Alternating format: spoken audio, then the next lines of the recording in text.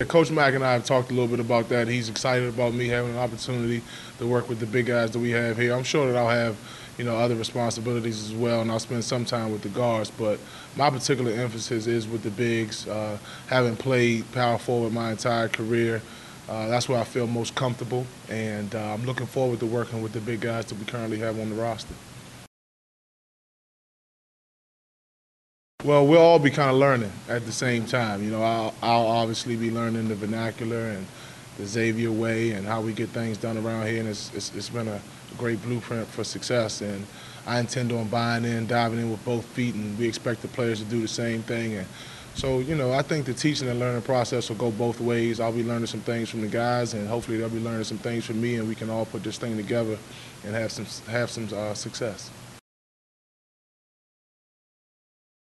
Well, naturally, that'll be my home base. I think that in order to be a good assistant coach, you have to do a pretty good job in your backyard. And the D.C., Maryland, Virginia, the DMV as we call it, that area is going to be a key area for me to recruit. And I like my chances there, obviously being from there and having all the ties that I do there. But I also want to expand my network.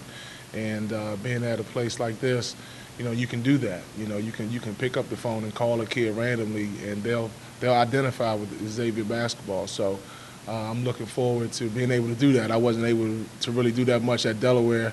You call a kid, you say, "Hey, I'm at the University of Delaware." They're like, "Where? Who?" So to be able to pick up the phone now and to obviously be an assistant here and speak on behalf of this university, I think will make my job a lot easier. But I certainly intend on recruiting my backyard really hard. A lot of kids obviously want to play overseas. They want to play for money, and whether that be, the NBA or overseas, that's a goal that they want to get to. And having played there, I can speak to that a little bit.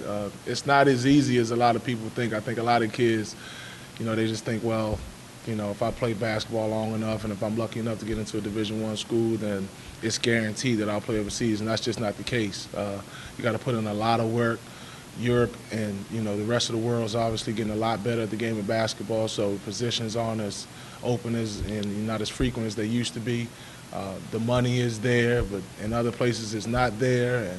And if you really want to make a living playing overseas, you got to put in a lot of work. So that is something that I'll speak to guys about as they move forward. But one of the key things that I like to speak to recruits about is academics and putting yourself in a great position after college, to provide for yourself and others without basketball. I think that's got to be the primary focus. And then once you do that, then you can start to consider, playing professional basketball.